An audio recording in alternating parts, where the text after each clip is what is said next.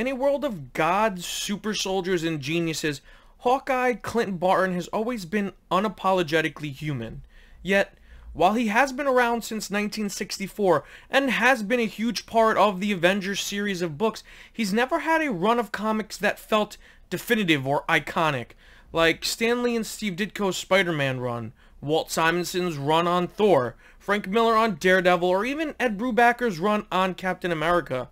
That all changed when writer Matt Fraction teamed with artist David Aja, color artist Matt Hollingsworth, and letterer Chris Uopoulos to create not only the most iconic Hawkeye comic, but one of the greatest superhero comics of all time. The 616 main comic universe Hawkeye is a little different from the Jeremy Renner family man Clint from the Marvel Cinematic Universe. In the comics, Hawkeye did not start out as an agent of S.H.I.E.L.D., but as a villain. Clint first appeared in Tales of Suspense number 54 as a carnival attraction, and became jealous when Iron Man stole his spotlight during a performance. So he made the sane and totally rational decision to create a brightly colored costume and use his mastery of archery to fight crime. However, during his first outing, the cops mistook him for a criminal, and the Black Widow, who was a Soviet spy at the time, used this to enlist him as her partner. But Clint was unhappy being a criminal and sought redemption. This opportunity was given to him when Iron Man sponsored him to be a member of Captain America's new team of Avengers, alongside Quicksilver and the Scarlet Witch. This is pretty much what Hawkeye was for a long time. A member of the Avengers, an important member, but one without a lot of fleshed out story. This changed when Mark Gruenwald wrote a Hawkeye miniseries that gave some much needed depth to the character. This is also where Clint suffers permanent hearing damage due to the villain Crossfire. Matt Fraction has stated, "I think there's something tonally about that Mark Gruenwald mini that's always stuck with me. It was coming right out as I was really getting into comics, and the Peter Sanderson illustrations of all of his crazy arrows in the Marvel Universe Handbook always stuck with me. It very much had that almost confessional, I'm just a regular guy who could believe all this crazy stuff is happening to me tone of it." However, after this miniseries, there was not a lot of character work done for the Avengers Ace Archer. This brings us to the year 2012, and Hawkeye finally got another shot at a comic series. But, as you will soon learn, this comic, unlike its protagonist, is anything but regular. The character of Hawkeye was fresh off of his appearance in Marvel's The Avengers, and he was more popular than ever in the eyes of the general public, so this comic takes that idea and turns it on its head with the first page. This looks bad, as we see Clint almost perfectly recreate his iconic shot from the movie on the page, only for him to end up pretty badly injured. It is here that Fraction is able to set up one of the ideas of the story, which is that of fragility, not just of body, but of mind and spirit.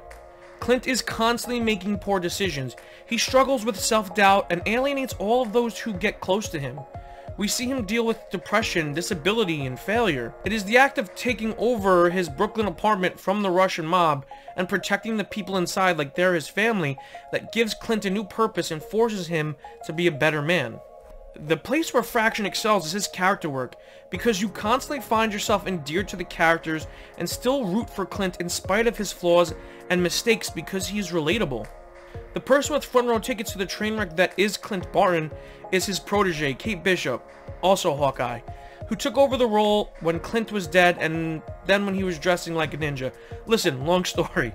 It is the unique relationship between the two that creates such a wonderful dynamic, as Clint is a boy who ran away to join the circus, and Kate is a naturally gifted marksman who grew up in a rich family. Kate helps to bring a level of maturity and focus to Clint's impulsive and cowboy-like actions, while Clint mentors Kate, showing her how to be a better Hawkeye, even if it's by allowing her to witness his failures. Kate is Clint's moral compass, constantly pushing him to be a better person, while also dealing with her own flaws, such as her temper, overly optimistic outlook, and plenty of family baggage. The dialogue volleyed back and forth between the two is the heart of this series, as it approaches the character development of small independent projects with wonderful moments in between the crazy action-packed set pieces. The lovable supporting cast of this series, featuring Lucky, the pizza dog, Barney Barton, Clint's brother, and smaller characters like Gil, aka Grills, which help put together a stable family-like structure for the one-time circus performer. It is shocking how much you find yourself endeared to these people in such a short amount of time due to the fantastic work of the creators. Lucky the Pizza Dog, aka the bestest boy, is introduced in the first issue where he is hit by a car after helping Clint. Clint rushes the dog to the vet because while he himself is broken, he feels an obsessive need to help broken things like him. The dog survives and Clint finds out that his name is Arrow, but decides to call him Lucky instead. Even in moments of tension and relief, there are small pieces of humor like this that feel natural and help to make this book come alive. Well-written characters also lead to another strength of this comic: humor. The series is funny, and when I say that, I mean you constantly find yourself smiling or grinning at the things the characters say because they feel real. Like how there is a man at the apartment building that everyone calls Grills because, well, he grills, and he refers to Clint as Hawkeye, thinking that his superhero name is Hawkeye, which is even funnier when we learn that Grill's real name is Gil. As well as the side characters are written, the villains of the piece get the same level of attention. The majority of the series finds Clint coming into contact with the Russian tracksuit Draculas.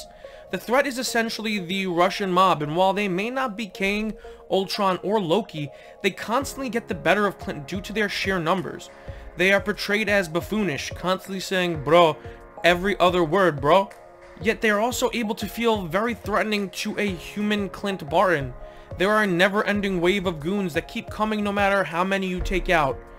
Paired with the clown Kazi, this group became the perfect antagonist for our leads. You see, we don't need an Avengers level threat because this is not an Avengers story. The title page of every issue tells you everything you need to know. Clint Barton, aka Hawkeye, became the greatest sharpshooter known to man. He then joined the Avengers. This is what he does when he's not being an Avenger. We see Clint as an Avenger maybe twice in this series, and both times are essentially played as parody. The first time being the panel from issue 1, and the second time where it is almost video game-like in appearance.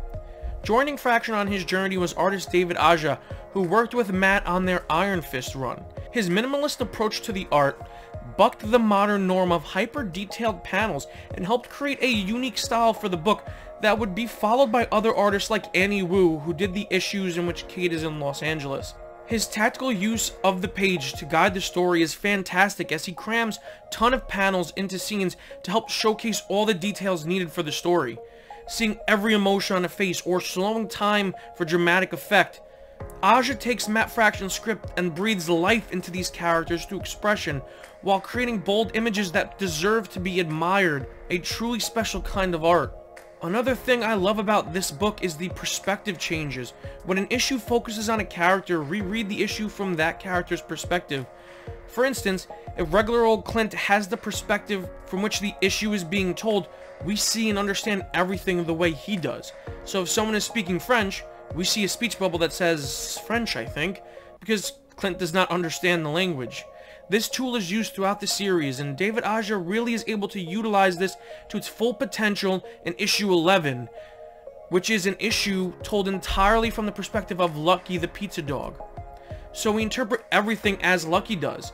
This includes all the humans speaking nonsense except for words that Lucky himself understands. There is also an entire issue told using American Sign Language, which really brings that issue to life and adds a sense of creative realism to the situation that we are not used to seeing in mainstream superhero comics. Aja and Fraction are a dynamic duo that are able to communicate each other's wants almost instinctively, like all of the greatest comic book duos. They're able to take some rundown, dirty old Brooklyn tenement and produce one of the most beautifully executed stories in all of comics. While Matt Fraction and David Aja do tend to be most associated with this work, I feel like the unsung hero of the group is Matt Hollingsworth, the color artist. Hawkeye is colored with minimalism in mind as Hollingsworth uses a very limited amount of colors. Colors are carried over from page to page or panel to panel. The color of someone's hair could be the color of the sky on the next page. Each issue's limited use of colors also help to frame the narrative, as the color of a scene can clue us into when it is taking place or how the character is feeling in the moment. Reds can be used for anger, blues for melancholy or depression. But what is cool about this series is that if you go through it, you will see that each issue is colored as a whole rather than per page, meaning that the color carries over and transitions throughout the issue, and you may not even pick up on it because it happens so gradually that your eye is adjusting as you go through. Each issue is usually comprised of 2 to 3 main colors, with variations of the colors being used throughout.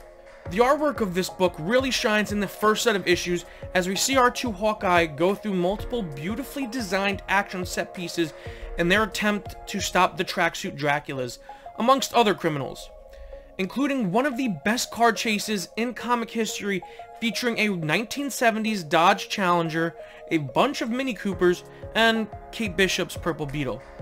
Over time, the partnership between the two leads begins to crack from the pressure of heroism and the struggle to maintain relationships with people around them. After tragedy strikes the apartment, Clint feels defeated and is throwing himself a pity party. This forces Kate to leave with Lucky to go to LA, where she goes on a number of noir-inspired solo adventures that feel like they almost parody the noir genre. It is here that Kate really begins to become her own person, showcasing her unique sense of humor, infectious optimism, and pure determination. Back in New York, Clint deals with numerous setbacks in his attempts to protect the building, including becoming deaf. He is joined in the story by his sometimes villainous brother Barney, who is looking to reconnect with his baby brother.